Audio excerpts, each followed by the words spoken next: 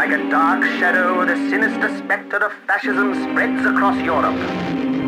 Stuka dive bombers hover like vultures over Poland. It is not long before Denmark and Holland fall, crowned beneath the heel of Hitler's lightning war. It's time for the Allied forces to take to the skies once again in Ubisoft's Heroes Over Europe. The sequel to 2005's Heroes of the Pacific opts for a scenic change, switching from the Pacific Theater during World War II to the European front. This time around, you'll take on the roles of Tom Forrester, an American trying to follow in the footsteps of his fighter ace father, Danny Miller, a lowly dock worker looking to escape his dreary lifestyle, and Will West, a daring young pilot who flies by the seat of his pants.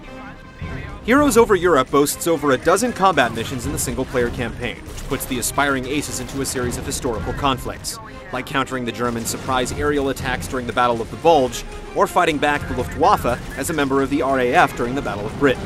But before you get into the gritty dogfights, you'll start off learning the ropes by flying basic recon in rural France.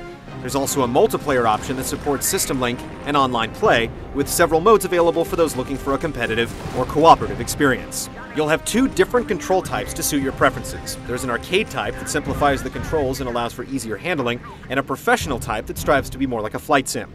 You'll also have numerous planes at your disposal, including the British Hurricane and Spitfire, and the American Thunderbolt and Mustang combat planes. The entire fleet isn't available from the get-go, but you'll unlock new models and their variants by completing missions on various difficulty settings, as well as fulfilling bonus objectives. While each aircraft comes standard with machine guns to mow down pesky foes in the sky, some targets won't fall to such a weak arsenal. Most aircraft come with secondary weapons like missiles and torpedoes, which can break through hardened tanks and sink the heftiest of battleships. It's also not always feasible to get behind your enemy and shoot them down with a basic attack, such as in the case of bombers with rear turrets. Instead, you'll need to utilize the powerful diving energy attack, which will aid you in taking down those behemoths with ease. One of the game's new key features is the ace kill mechanic, which allows pilots to focus on a specific target and execute a one-shot kill. You'll need to get within a certain distance of your target, and then hold the reticle steady while the ace kill meter builds up. Once it does, you tap a button and enter the ace kill mode, where you're able to see weak spots in the enemy aircraft. Taking aim at these points will instantly down a plane or severely damage it. It's useful when you're in a hurry.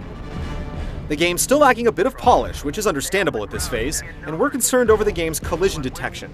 Planes could ram into water or other planes at full speed and simply bounce off, something atypical of a title striving for an ultra-realistic experience. Heroes Over Europe still has some development time left, so hopefully this issue will be worked out.